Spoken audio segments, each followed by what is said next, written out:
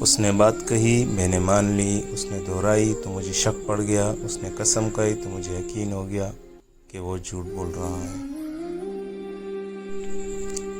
پرندوں کی طرح ہوا میں اڑنا اور مچھلیوں کی طرح پانی میں تیرنا سیکھنے کے بعد اب ہمیں انسانوں کی طرح زمین پر رہنا سیکھنا ہے۔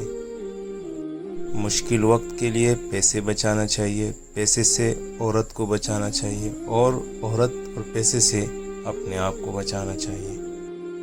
انتقام کی عمر 100 برس کی ہو جائے تو بھی اس کے دانت دودھ کے رہتے ہیں۔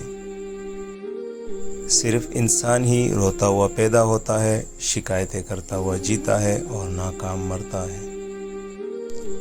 جدوجہد ہمیں زندگی میں آگے بڑھنے کی صحیح ترغیب دیتی ہے۔ جو لوگ جدوجہد سے گھبراتے ہیں انہیں چاہیے کہ جنگل کی راہ لیں۔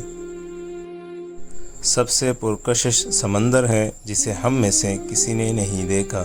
سب سے حسین دن ہے وہ جو ابھی ہم نے گزارا نہیں۔ سب سے پیاری باتیں وہ ہے جنہیں ہونٹ ابھی تک تم سے نہیں کہہ سکا۔ حسن ایک جال ہے جس سے عقلوں کا شکار کیا جاتا ہے۔ عقل منہ دکھائے تو خواہش غلام بن جاتی ہے، وہ پیٹھ دکھائے تو انسان خواہش کا غلام بن جاتا ہے۔ اگر خواہش محض ہی گھوڑا بن سکتی تو ہر شخص گھڑ سوار ہوتا۔ یاد ہی ایک ایسی جنت ہے جہاں سے ہمیں بھگایا نہیں جائے گا۔ دنیا میں سب سے اچھا سوال یہ ہے کہ میں کون سی نیکی کر سکتا ہوں۔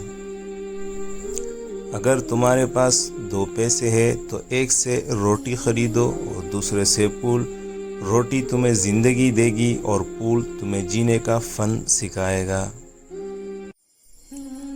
تمام دھوکوں میں پہلا اور بڑا دھوکہ اپنے آپ کو دھوکہ دینا ہے۔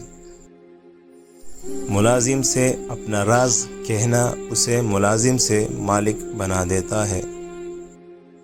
اگر روزی عقل سے حاصل کی جاتی تو دنیا کے تمام بیوقوف بھوکے مر جاتے۔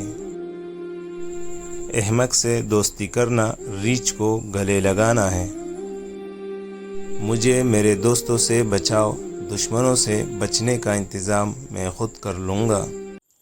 امیر اور غریب کا فرق کس درجے غیر فطری ہے۔ ایک ہی دن کی بھوک اور ایک ہی گھنٹے کی پیاس دونوں کو برابر کر دیتی ہے۔